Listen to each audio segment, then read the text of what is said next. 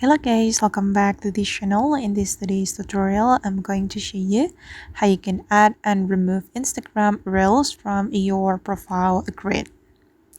Okay, let's get started. Here I have opened my Instagram application, and first of all, I'm going to open up my profile. I'm going to click on this profile icon, and then this is my Instagram Reel, as you can see, and I'm going to remove it from my profile grid. If we want to remove it, we can tap on the reel and we can click on these three dots. Then you can click on remove from profile grid. Okay, and tap on remove. And I'm going to check it.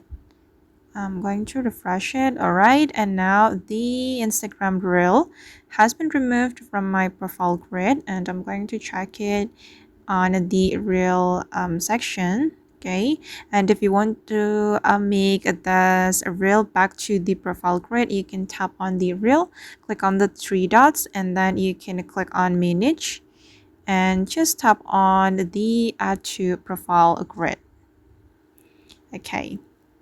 Alright guys, and that's all the way to add and remove Instagram Reels from profile grid. I hope this video will be useful for you. Thank you so much for watching and see you in the next video.